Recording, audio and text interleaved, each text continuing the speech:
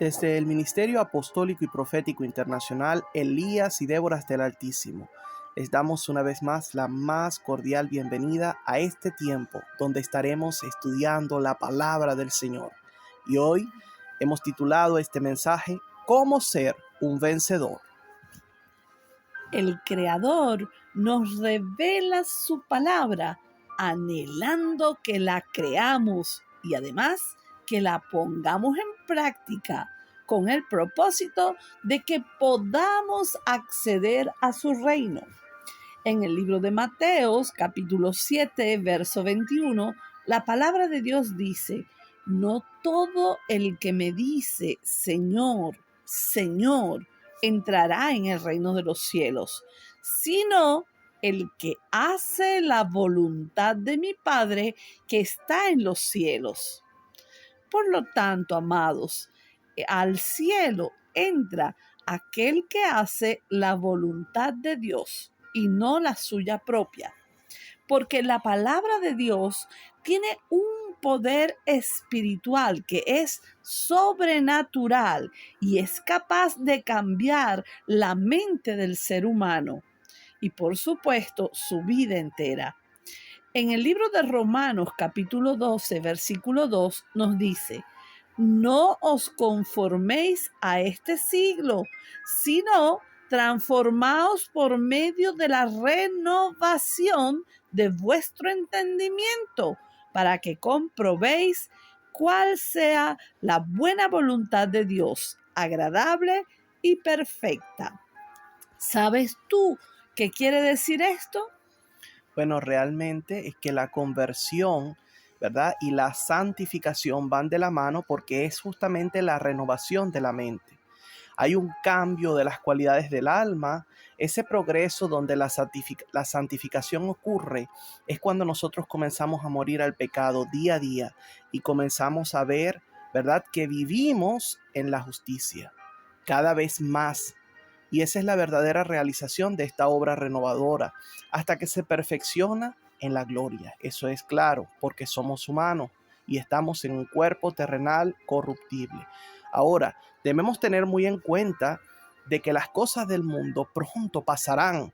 Por ello, no debemos caer en sus costumbres que están corrompidas, porque la obra del Espíritu Santo, cuando comienza en nuestras vidas, lo primero que hace es trabajar en el entendimiento y se lleva a cabo con la voluntad, con los afectos y la conversación, hasta que hay un cambio de todo el hombre a la semejanza de Dios, en conocimiento, en justicia, en santidad, en la verdad de Dios. Así que el Creador lo que quiere, amados, es que nosotros seamos renovados, transformándonos cada vez en esa manera en que podamos convertirnos en seres cada día más espirituales para que vivamos en su voluntad, teniendo ese acceso a su presencia maravillosa, disfrutando de sus bendiciones y así entonces podamos cumplir el maravilloso destino profético que Él ha trazado para cada una de nuestras vidas. ¿Sabes? Cuando Dios resume todos sus mandamientos en amarle a Él por encima de todas las cosas y amar a nuestro prójimo como a nosotros mismos, el Creador está deseando que nosotros podamos destronar el ego de nuestras vidas y de nuestros corazones y así podamos ser en todo tiempo hacedores de su santa palabra. ¿Sabías que en el libro de Juan, capítulo 14, verso del 15 al 31, dice así la palabra de Dios? Si me amáis, guardad mis mandamientos, y yo rogaré al Padre y os dará otro consolador para que esté con vosotros para siempre. Aleluya. El Espíritu de verdad, al cual el mundo no puede recibir porque no le ve ni le conoce, pero vosotros le conocéis porque mora con vosotros y estará en vosotros. Aleluya. No os dejaré huérfanos, vendré a vosotros. Todavía un poco y el mundo no me verá más, pero vosotros me veréis porque yo vivo, vosotros también viviréis. En aquel día vosotros conoceréis que yo estoy en mi Padre y vosotros en mí y yo en vosotros. Y el que tiene mis mandamientos y los guarda, ese es el que me ama, y el que me ama será amado por mi Padre, y yo le amaré y me manifestaré a él. Le dijo Judas, no el Iscariote: Señor, ¿cómo es que te manifestarás a nosotros y no al mundo? Respondió Jesús y le dijo: el que me ama, mi palabra guardará, y mi Padre le amará, y vendremos a él y haremos morada con él. El que no me ama no guardará mis palabras, y la palabra que habéis oído no es mía, sino del Padre que me envió. Os he dicho estas cosas estando con vosotros, mas el Consolador, el Espíritu Santo, a quien el Padre enviará en mi nombre, Él os enseñará todas las cosas y os recordará todo lo que yo os he dicho. La paz os dejo, mi paz os doy. Yo no os la doy como el mundo la da. No se turbe vuestro corazón, ni tenga miedo. ¿Habéis oído que yo os he dicho, voy y vengo a vosotros? Si me amarais, os habrías regocijado, porque he dicho que voy al Padre, porque el Padre mayor es que yo. Y ahora os lo he dicho antes de que suceda, para que cuando suceda creáis. No hablaré ya mucho con vosotros, porque viene el príncipe de este mundo, y él nada tiene en mí. Mas para que el mundo conozca que amo al Padre, y como el Padre me mandó, así hago. Levantaos, vamos de aquí. Aleluya, qué bello es el Señor, qué poderosa su palabra. Quiero también, amada, que comparta con nosotros la palabra de Josué capítulo 22, verso 5. Y dice la palabra en Josué 22:5: solamente que con diligencia cuidéis de cumplir el mandamiento y la ley de Moisés, siervo de Jehová, os ordenó, que améis a Jehová vuestro Dios y andéis en todos sus caminos, que guardéis sus mandamientos y le sigáis a él y le sirváis de todo vuestro corazón y de toda vuestra alma. Aquí también Josué nos recuerda que la obediencia debe ser basada en el amor hacia Dios. A veces nosotros pensamos tanto en lo que tenemos que hacer cotidianamente que nos olvidamos de pensar en quiénes debemos ser. Si somos conscientes de que somos hijos de Dios, entonces le amaremos y serviremos con gozo y con amor. O sea que como cristianos debemos ser seguidores de Cristo, y así como Él vino a cumplir la palabra y venció al enemigo por medio de la palabra, nosotros también debemos obtener la victoria diaria sobre la carne andando en el Espíritu. O sea, es decir, que debemos cumplir la voluntad de Dios que se encuentra en las Sagradas Escrituras. O sea, en otras palabras, manteniéndonos firmes sobre la roca de nuestra salvación. Así es, la obediencia a la palabra te dará el éxito en todas tus luchas cotidianas. Y no es un secreto que nosotros vivimos en un mundo que está plagado de pecado y de corrupción, pues el mundo entero está bajo el maligno, según Primera de Juan 5, versículo 19. Y el engañador usa todos sus medios disponibles para que sus dardos candentes de pecado inflamen la mente del cristiano. Al respecto, el apóstol Juan nos advirtió de antemano en cuanto a los peligros en el campo espiritual de batalla, o sea, en el mundo.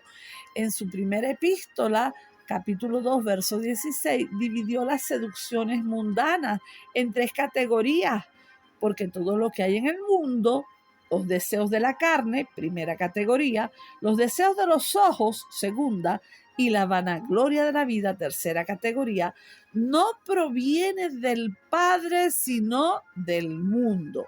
Estas vanidades pueden llegar a corromper nuestros corazones, a menos que nos mantengamos en oración constante y en meditación de las Sagradas Escrituras. Si no hacemos esto, no podremos escapar del mundo y obtener la victoria sobre su príncipe. Amada, ¿cuáles son entonces esos deseos de la carne?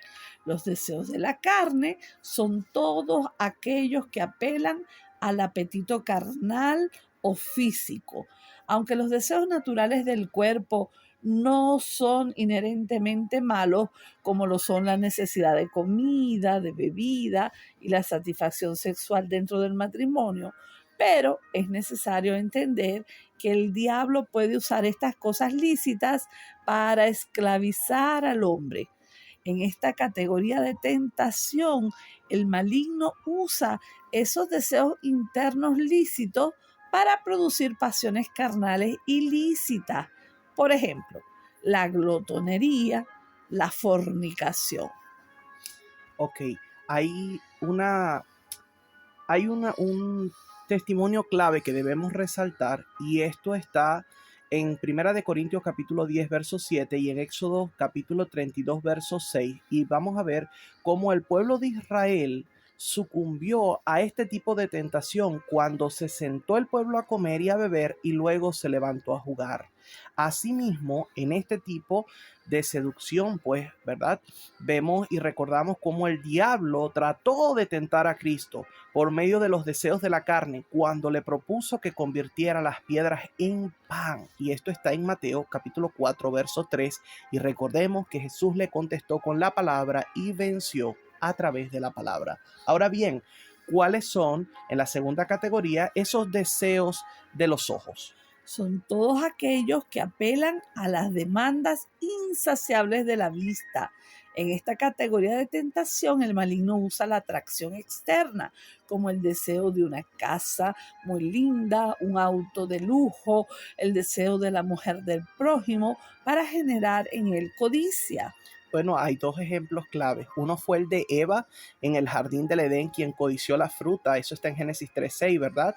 Y pecó. Y también está Acán, aquel que codició y tomó para sí los despojos babilónicos que se le habían prohibido tomar. Y eso está en Josué 7:21.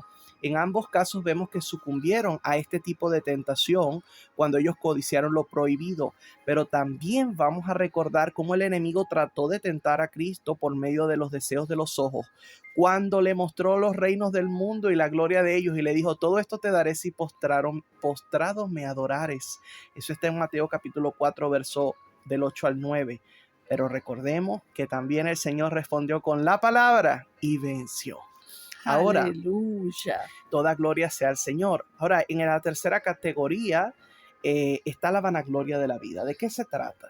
Es todo aquello que apela a la jactancia, a la arrogancia, al orgullo, a la soberbia. En esta categoría de tentación, ¿qué hace el maligno? Él usa la contemplación del logro personal, como lo es la popularidad o el éxito académico, para generar una actitud anárquica autosuficiente. Cuando la persona cae presa de la vanagloria de la vida, ya no existe lucha contra la carne. El maligno ha ganado la batalla sensual e intelectual. Bueno, aquí también es de resaltar cómo los israelitas sucumbieron a este tipo de tentación cuando fueron soberbios y endurecieron su cerviz y no escucharon los mandamientos de Dios. Esto está en Nehemías 9:16. Pero también está el caso del Señor Jesús, cuando el diablo trató de tentarlo por medio de la vanagloria de la vida y le llevó a la santa ciudad y le puso sobre el pináculo del templo y le sugirió que desafiara a Dios. Esto también lo conseguimos en Mateo capítulo 4 versos del 5 al 7, y recordemos que una vez más Jesús contestó con la palabra y venció. Así que mientras lidiamos diariamente con todas estas atracciones de este mundo, recordemos, amados, que el mundo pasa y sus deseos, pero el que hace la voluntad de Dios permanece para siempre. Esto está en Primera de Juan capítulo 2 verso 17.